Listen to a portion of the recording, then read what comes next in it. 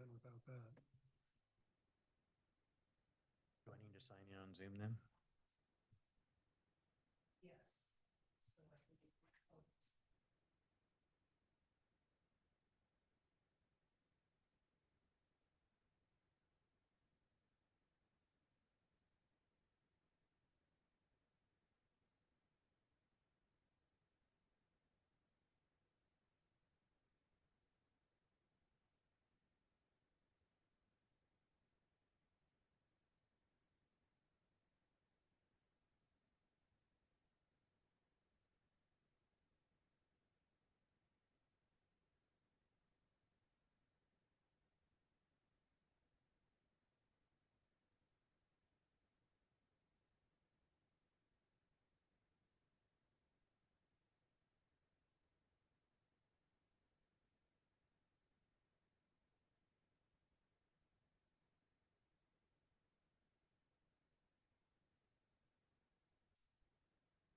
I'm getting there. I'm just gonna go through the website to sign in instead of signing in on Zoom account.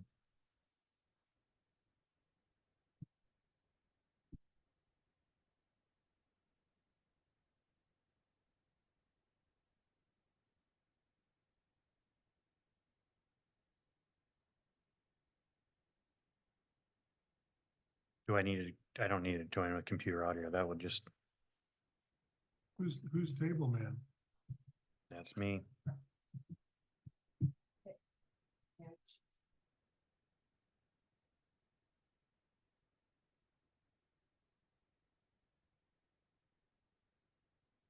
That.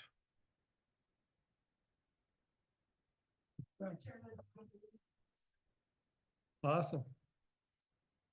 I'd like to call this regularly scheduled meeting of the Cheney Planning Commission for Monday, May 13th, 2024 to order. Sorry for the delays. We've had some technical difficulties that have now been resolved.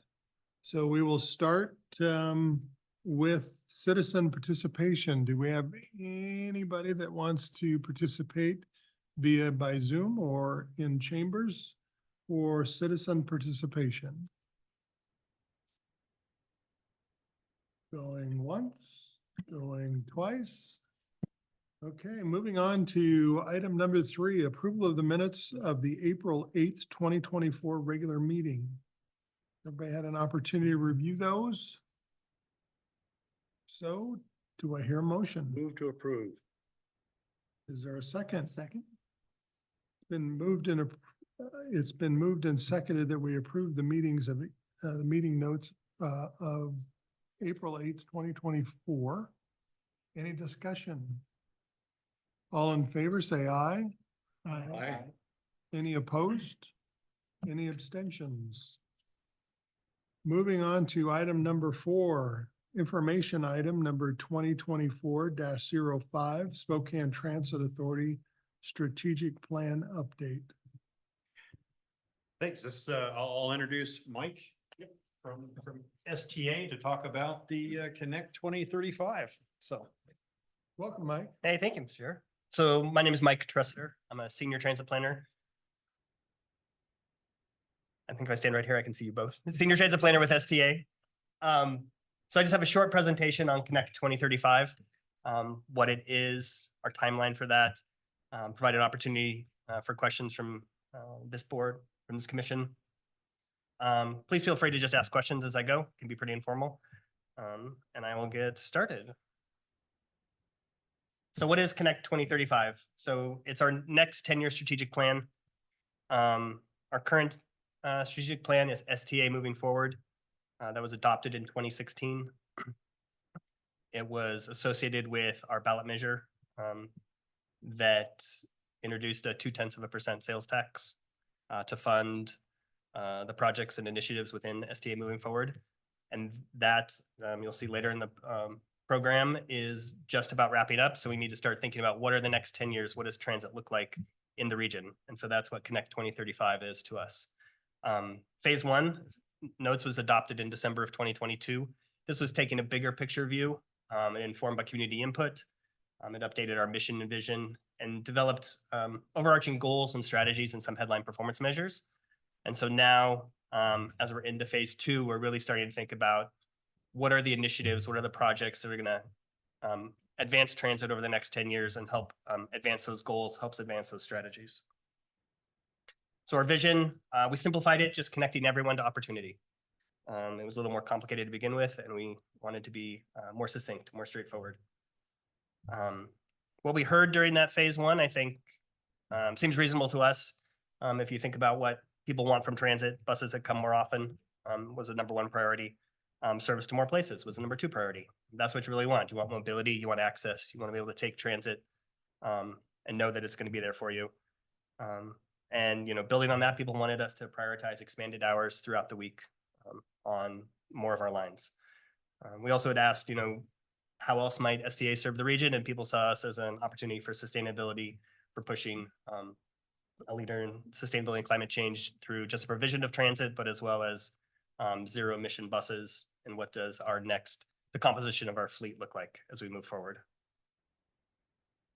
So as I said, phase one was really identifying these overarching goals for us, which is helping drive our project. And we keep reminding our board, reminding our stakeholders what these goals are. So goal one, elevate the customer experience.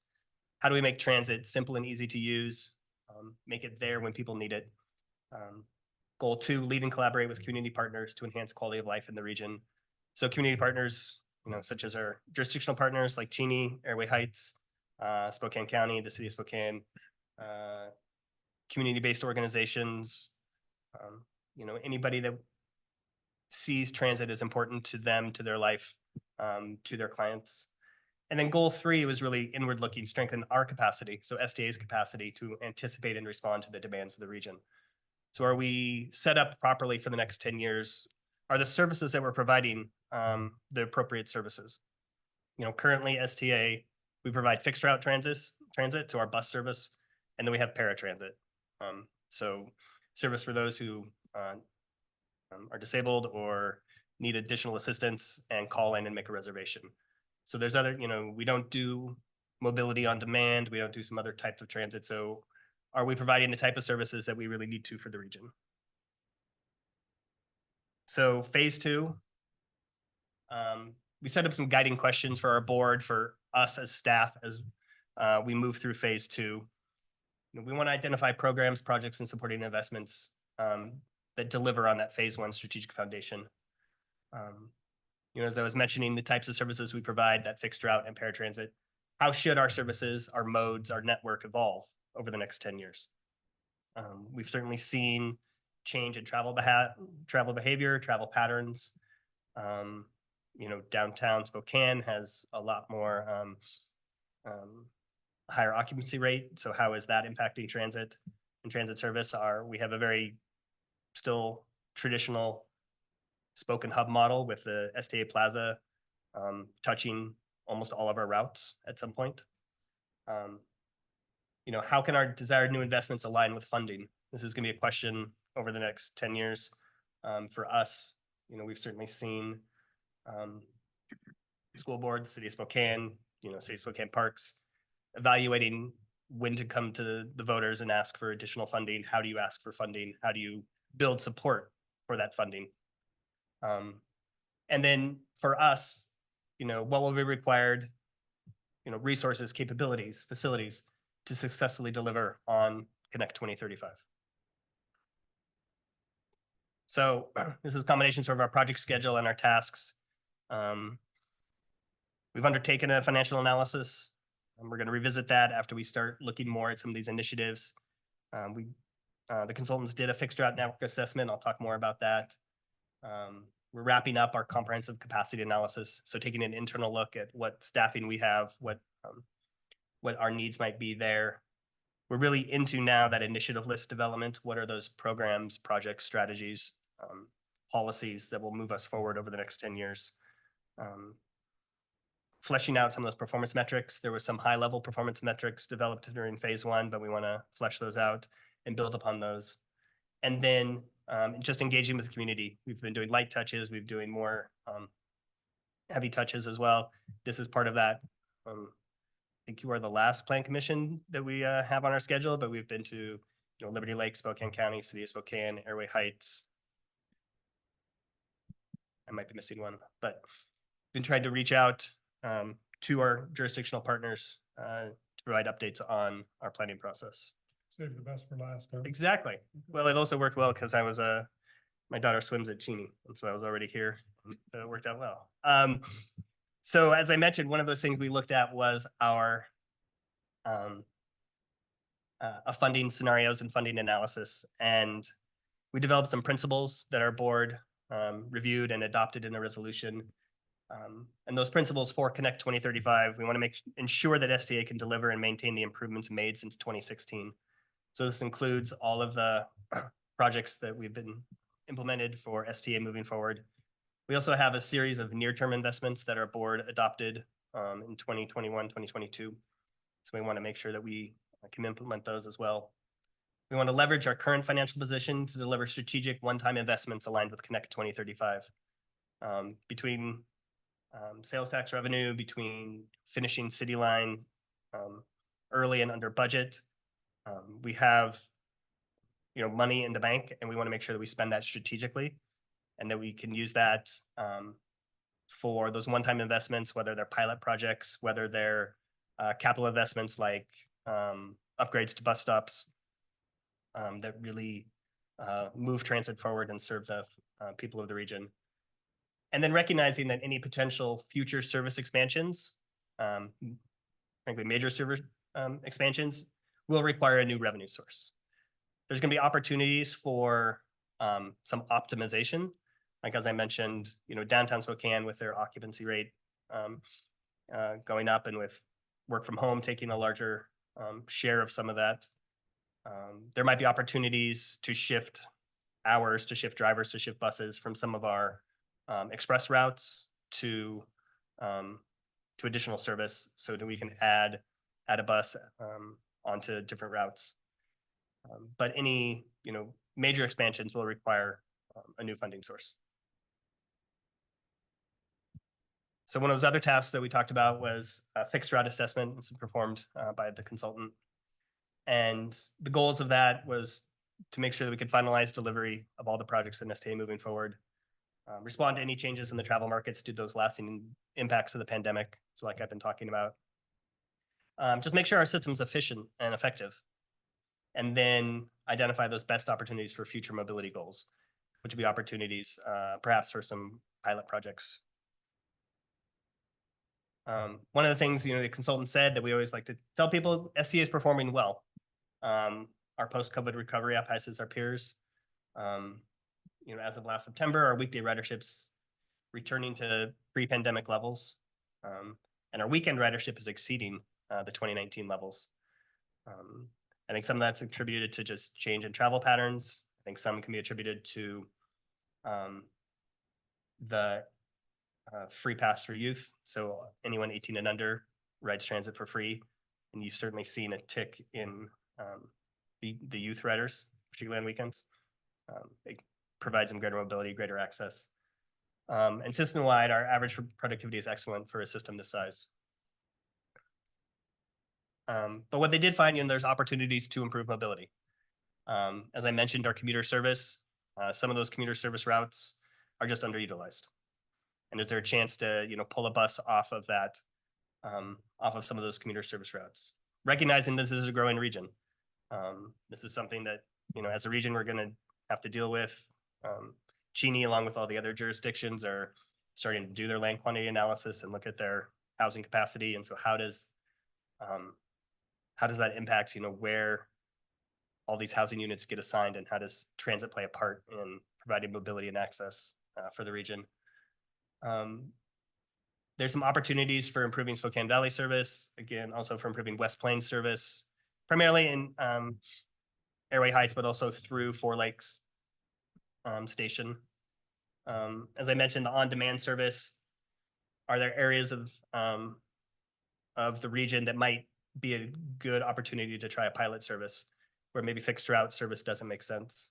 That weekend service, there's certainly demand on some of our routes where if we add in an additional bus or took frequency from 30 minutes to 15 minutes, we would still see good ridership. And then just maintaining and improving our high performance transit network. So routes like the 6, like the 4. So improving that, looking at what other routes might be upgraded to high performance transit. And so all these opportunities are responding to those evolving mobility trends and then just rider demand that we see that's out there today. And so we see this meeting these goals happening in 2 different pathways. So completing delivery of STA moving forward in our near-term investments, and then identifying improvement and expansion opportunities as Connect 2035 initiatives for evaluation. So just briefly on STA moving forward, it was our 10-year program, and we've delivered on 17 of the 27 projects.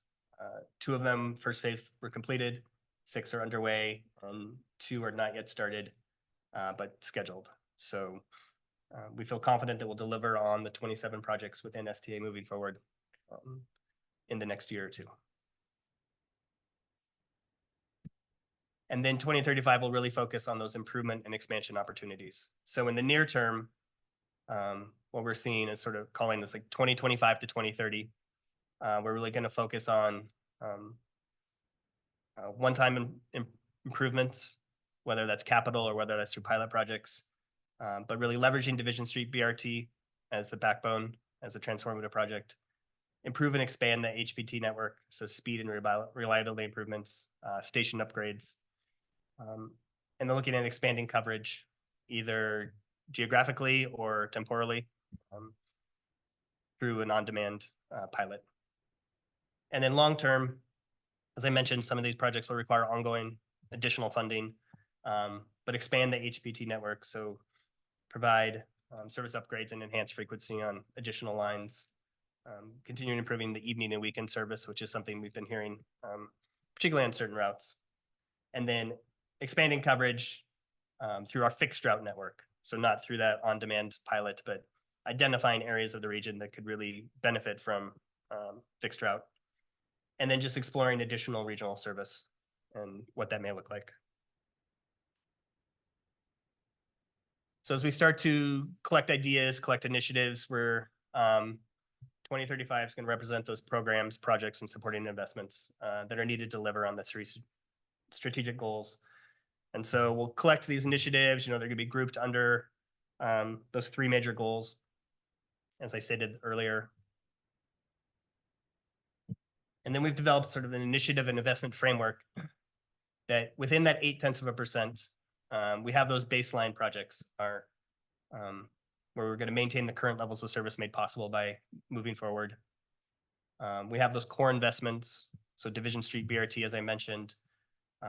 We're in the process of updating our facilities master plan, so making sure we have the appropriate facilities for garages, for operators, for training grounds, as we move forward over the next 10 years. And then our zero emission fleet transition plan. And what does that look like over the next 10 years? Because currently, coupled with our facilities master plan, we are maxed out right now with our garage where we charge the vehicles. So we have 11 City Line coaches and then 40 additional 40-foot battery electric buses. And so the City Line coaches are the black and lilac ones, and then the battery electric are the bright blue. And so right now we're maxed out in the one garage where we have charging capabilities. So how do we build additional capacity for charging? And what does our transition look like? And is battery electric the way we're going to go in the future? Are there other technologies? So these are all things we're going to explore, but they will be core investments to us that we will want to fund at some percentage. And then enhancements, these are the one-time initiatives and optimization. As I said, if we take some buses off of, say, a commuter service and optimize other routes. And these support strategic goals. And then on top of that, we're going to still identify sort of enhancements plus that these initiatives would require additional funding that would be ultimately approved by the voters. And so right now we're sourcing candidate initiatives, through a variety of means, that network assessment, a scan of our leading peers, what are other transit agencies doing, that internal capacity analysis, the work through our facility master plan, the work through our zero emission transition plan, and then input from phase one, input from community engagement, stakeholder engagement, input from our jurisdictional partners. You know, and this is community engagements occurring through, we have a survey that's open to currently through for another 2 weeks. We're going to be conducting some writer forums with some interested writers. We're discussing with some of our community-based partners and meeting with some of their clients to dive a little deeper into their needs and how they see transit helping them in the future. So we're just doing as many touches as we can in as many different ways to get feedback and get source initiative ideas. And this was what I was really just saying. We've had community open houses. We have an online survey. As I mentioned, it's got about 450 responses as of this morning. Meeting with community-based organizations, meeting with our own employees and soliciting feedback from them. We've done tabling, plan commission presentations, regular touches with our board of directors, and then our technical analysis as well, and what our consultants have discovered and recommend. So that is Connect 2035 in a nutshell. I'm happy to take questions, flip back if you had anything that you noted. Yeah. With the declining enrollment at Eastern, have you noticed a drop off in traffic on? I don't think it's been like noticeable. I can follow up on that and just get details back to you, sort of like look at trends over the last couple of years. Just living here and looking around, it just seems like this is a ghost town more often than not. And I'm wondering if that reflects in the trends. I can certainly find out for you. I can get more details and I can Curious to know. deliver to Brett and Todd. Yeah. Pass on. Yeah. Are you interested both in Cheney and on like the 6 and the 66? Like the, Yeah, those are the ones. Yeah. yeah, I'll certainly find that out for you. Michael, I have a question. Yeah. I live here in Cheney and there's a lot of folks who work out of Fairchild where I work, but there's no direct route between here and there. There is Is not. that something you guys have even considered in your long-term growth? Considering, and do you guys know that the growth happening out of Fairchild? Well, I mean, you can tell me about the growth out of Fairchild because there probably are some in the organization that know it, but I don't, and it would be good. Fairchild's gonna increase the number of tankers from 15 to almost 70. Oh, that's a, And so with that, right, comes pilots, maintainers, personnel, they're talking over like 1,500, 2,000 people. When those people all arrive, and that hasn't happened yet, we're seeing a growth of people who work out there, who live here in Cheney. yeah. And people said, you know, it'd be nice if there was a bus that ran through between the two. There is they're starting a strategic plan and taking a look at Craig Road as far as in association with some improvements on the Four Lakes interchange. So that could be something to kind of consider as well. Is that West Plains Transfer Station? Do you guys stop there and take them direct the other direction? Do you switch buses there or do you? It's actually a switch, right? Yeah, 'Cause there's a- people have tried to do it and they're like, well, you gotta go through the You gotta go through transfer the and you have to downtown. get off one bus, get on. another. Yeah, it isn't, yeah, there's not a direct bus. And I mean, having the West Plains Transit Center though definitely has helped. So you don't have to go all the way downtown, but there is still, yeah, transfer needed and time points may not always line up. You know, I'm not as familiar with what happens there, but Oh, so you can get to the transit center from here and then take a bus directly up to Fairchild without having to go. well, you'd have to probably make two. There's a bus that goes to Airway Heights. I'm just not sure which one it is. So. But I can certainly add it. I think adding it as an initiative and particularly areas of the region that are anticipating growth or seeing growth already from Fairchild. I mean, I know that certain areas of town definitely run like rideshare from their area to Fairchild. So, you know, everyone, it's basically a van pool, which it's renamed, but I can certainly add that as an idea because I like the initiative. And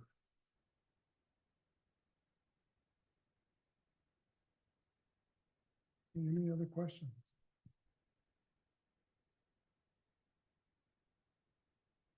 Thank you, Mike. Well, thank you much. Appreciate you Yeah. coming and sharing with us No problem. Have a great evening. Thanks. as well. Thank you.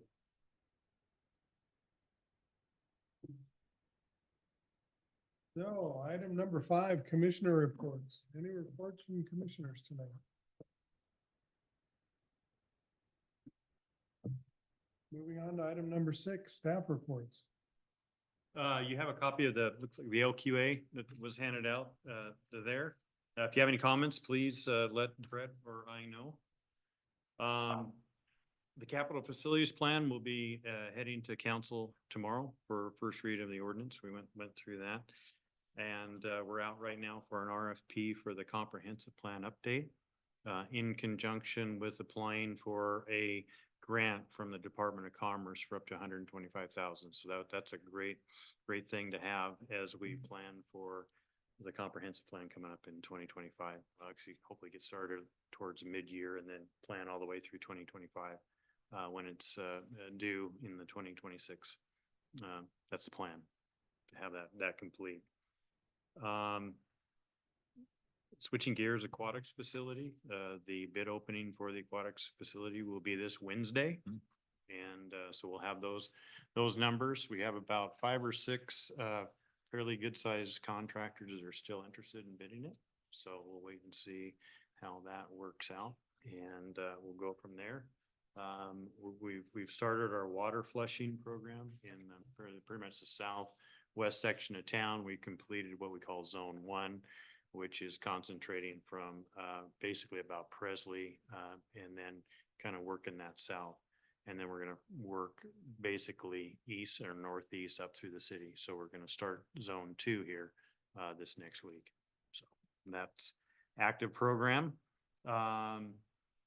We do have our water main replacement. If you're up around that neighborhood, right around Oakland and North 5th and North 4th, Red Diamond's in town, and they are actually making the connection to our older existing facility. So they're in Oakland Street right now, doing the major tie-in. Kind of went in today, and we had in our map system that we had basically a 4-inch main and an 8-inch main, but the older mains, I was unaware, was actually a 7-inch main and a 5-inch main. So nobody really knows how that is. That's an older main, so they had to do some calling around to see if we can make it fit. So they'll be in the intersection probably for a portion of the day again tomorrow to get all that cleared out. So that project should be wrapped up about mid-June. It's going to be fairly short by the time they get done. And then the Reservoir 1 roof replacement.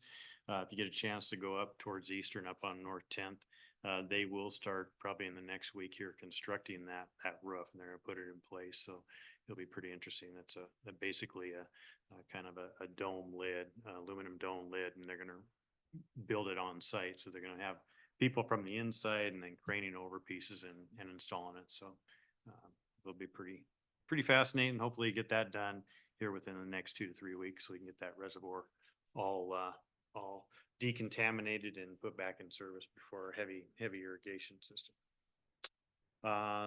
Railroad boring project. That's part of the Cheney Purple Pipe project. Within the next couple of weeks, they're going to be boring under UP and BNSF. And if you get a chance, that's right down at the utility building. So that activity hopefully will be starting in a couple of weeks. Traffic circle, I know we mentioned traffic circle has been delayed till 2025 because we have a major utility light pole or electrical distribution to be rerouted. So we just kind of kicked that down the road. We're going to put that project together with we got I believe it's just over 1.9 million in grants for Elm Street preservation improvement from Washington all the way down to North 6. So we're going to kind of tie those 2 projects in towards the beginning of the year, make it a $3+ million project.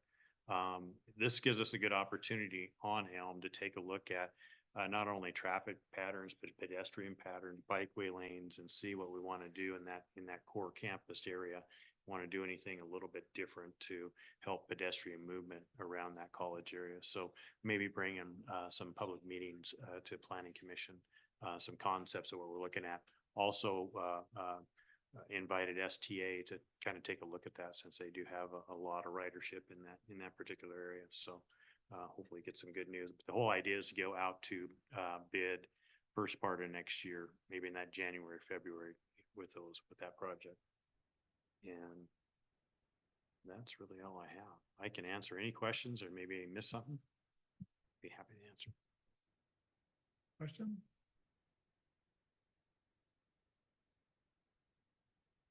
Thanks, Todd. Thank you. Appreciate the update. There's nothing else. We'll stand adjourned.